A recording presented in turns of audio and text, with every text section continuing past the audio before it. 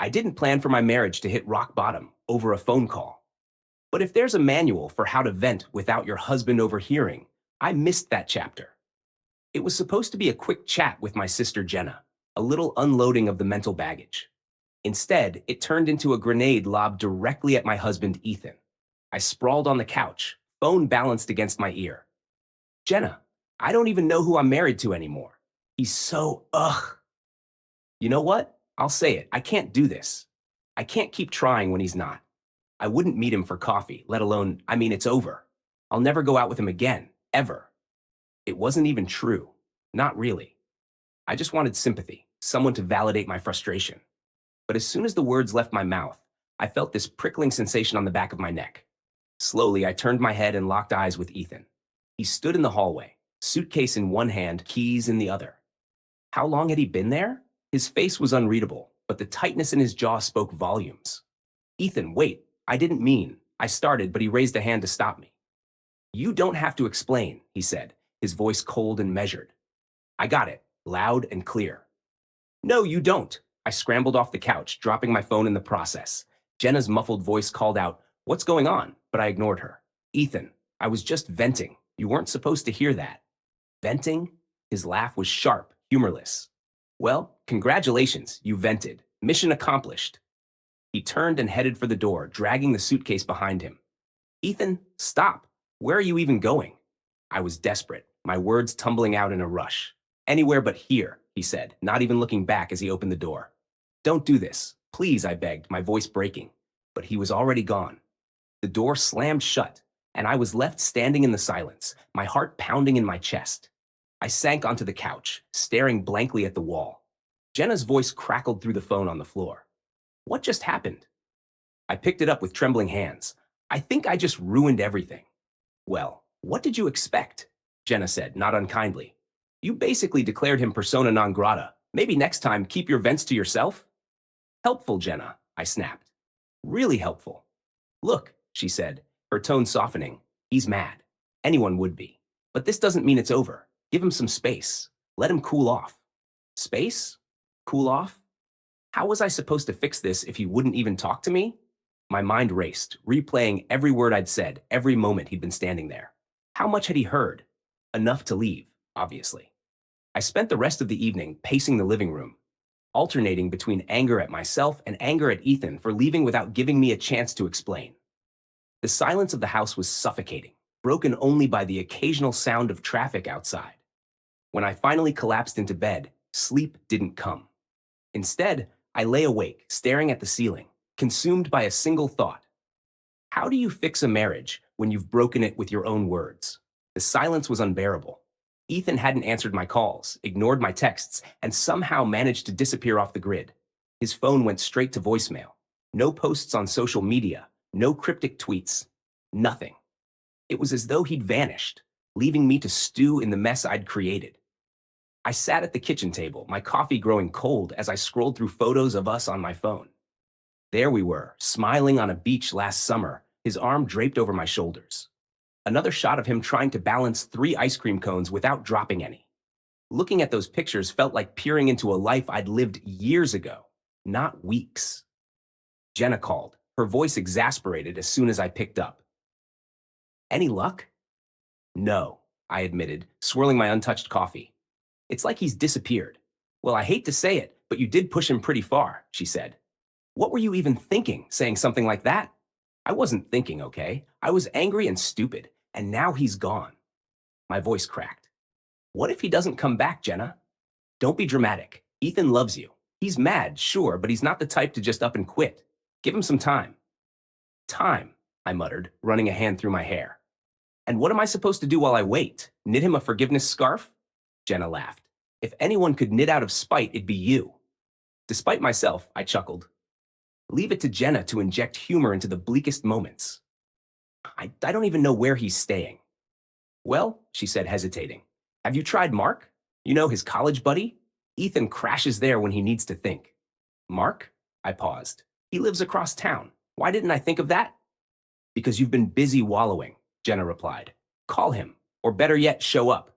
Ethan might not answer your texts, but he's terrible at hiding. Fueled by a spark of hope, I drove to Mark's place, rehearsing my apology in my head.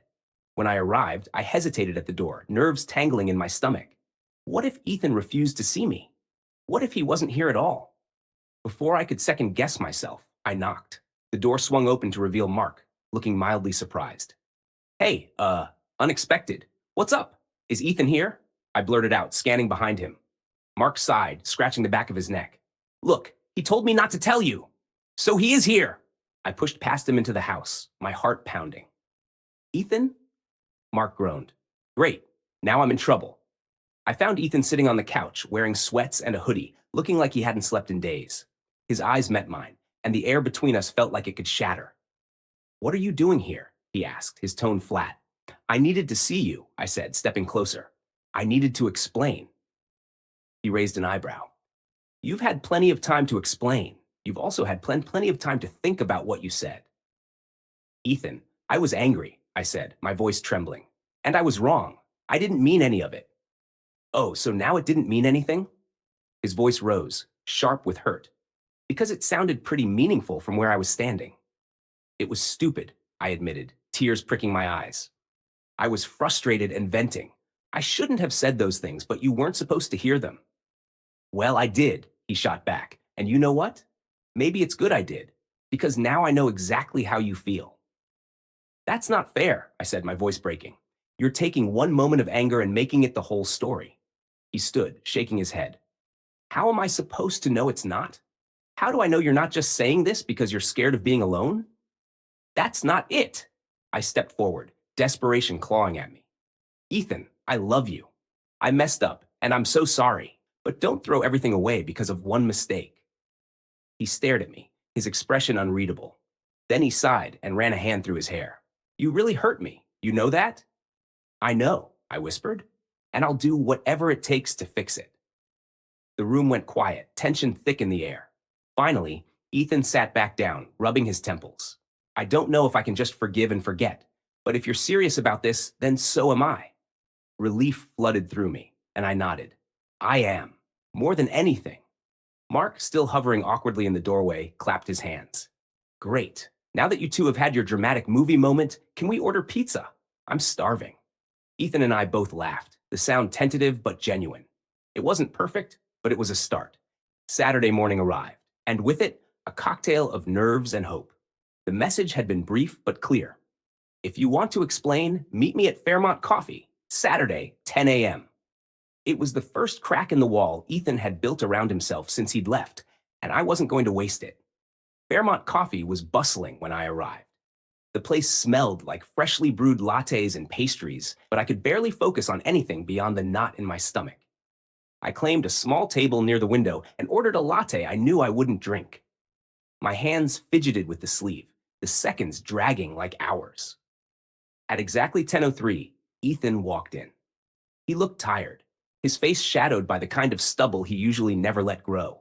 He spotted me and made his way over with measured steps, his expression unreadable. Hi, I said softly as he slid into the seat across from me. Hi, he replied, his voice flat. He folded his arms across his chest, leaning back slightly. You wanted to talk. So talk. I took a deep breath, trying to organize the jumble of words in my head. Ethan, I'm sorry. I didn't mean what I said to Jenna. I was angry and frustrated, and I vented without thinking. It wasn't fair, and it wasn't true. He raised an eyebrow. Not fair? You said you'd never go out with me again, that you couldn't even imagine working things out. That didn't sound like venting. It sounded like a decision. It wasn't, I insisted. I was overwhelmed, and you know me. I say things I don't mean when I'm upset. You've called me out on it before. He let out a humorless laugh. Yeah, I've noticed. But this was different, wasn't it? You weren't just mad about me leaving dishes in the sink. You were talking about us, about ending things. I winced at the memory. It wasn't different, Ethan. I was venting because I felt unheard, like we were drifting apart. But I never, ever meant it to sound like I wanted to give up on us. He leaned forward, his gaze piercing. Then why didn't you just talk to me? Why go to Jenna instead of coming to me? Because I didn't want to hurt you, I admitted. I thought I could just get it off my chest and move on. But I ended up hurting you anyway, and that's the last thing I wanted. Ethan sighed, rubbing the bridge of his nose. You hurt me because you didn't trust me enough to handle how you were feeling. That's the part that stings the most. I swallowed hard. You're right. I didn't handle this the way I should have, but I'm here now, telling you how I feel. I love you, Ethan, and I want to fix this. If you'll let me. For a moment, he said nothing. He just stared at me, his expression unreadable. Then he leaned back, his arms still crossed. Fixing this isn't going to be easy. I know, I said quickly. I'm not expecting it to be. I just want the chance to try. The silence between us was heavy, stretching on as he weighed my words. Finally, he let out a slow breath. All right, he said. I'm willing to try, but I need you to be honest with me from now on. No more running to Jenna or anyone else when you're upset. I promise, I said, my voice steady despite the tears threatening to spill. I'll do better. He nodded, and for the first time in days, I saw a glimmer of warmth in his eyes. Good, because I'm not ready to give up on us either. Relief flooded through me, and I gave him a small smile. Thank you. The barista chose that moment to interrupt, setting down a cup of coffee in front of Ethan. He looked at it, then at me. Did you order this?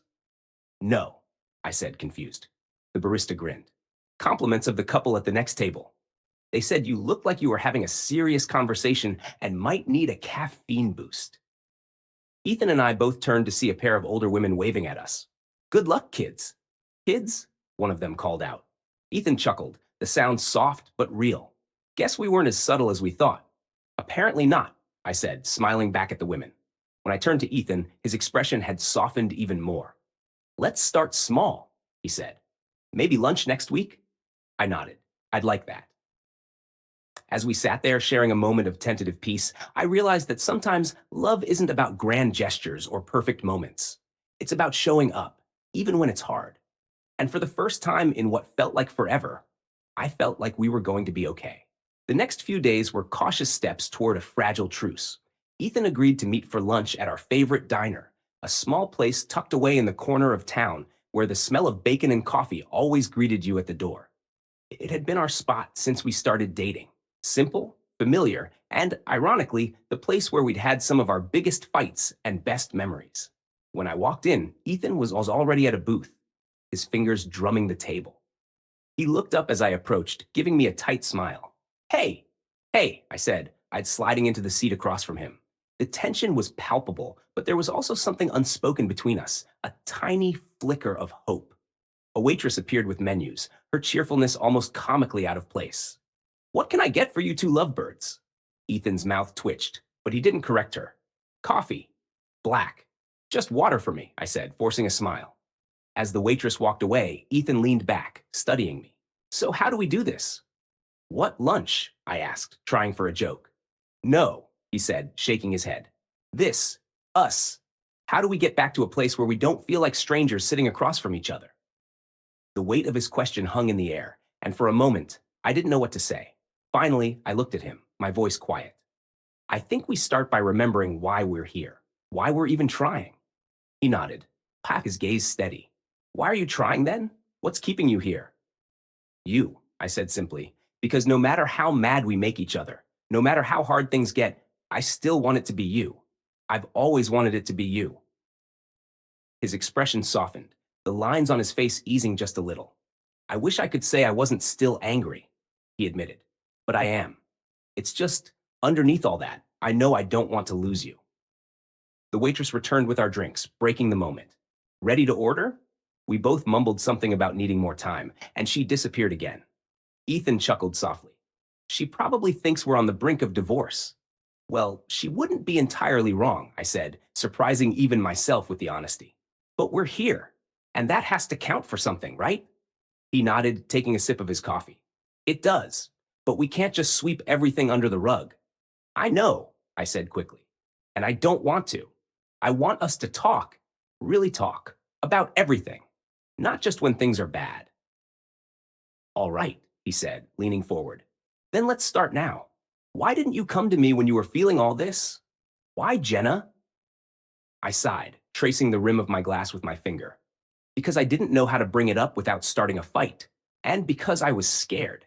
Scared that if I said it out loud, it would make everything worse. You thought venting to Jenna wouldn't? He asked, his tone not unkind but pointed. I wasn't thinking. I admitted. And that's on me. But I know better now, Ethan. I know I need to talk to you, even when it's hard. He looked at me for a long moment, then nodded. Okay, but I need to hear it from you, not Jenna or anyone else, even if it's ugly. It won't be Jenna again. I promise, I said firmly. He smirked. Good, because she's terrible at keeping secrets. That earned a laugh, a real one, and for the first time in weeks, it felt like we were on the same team again. The rest of lunch was lighter, filled with small talk and even a few shared jokes. It wasn't perfect, but it was a start. Later that evening, as we sat on the couch watching a movie, his choice, some ridiculous action flick, Ethan pulled a small box from his pocket. My heart skipped a beat as he handed it to me. What's this? I asked, wary. Just open it, he said, his voice softer than usual. Inside was a simple gold bracelet, delicate but beautiful. Ethan, I bought it months ago, he admitted. I was going to give it to you as a surprise, just to remind you that no matter how tough things get, I'm here. I guess I forgot that somewhere along the way. Tears welled up in my eyes as I looked at him. You didn't forget. We just got a little lost. He nodded, his expression thoughtful. Maybe, but I don't want to lose us, no matter how lost we get. I slid the bracelet onto my wrist, iced the cool metal warming against my skin. Me neither. As we settled back into the couch, his arm around my shoulders, I felt something I hadn't in weeks. Peace. We weren't fixed, not completely, but we were choosing each other. And sometimes that's enough to find your way back.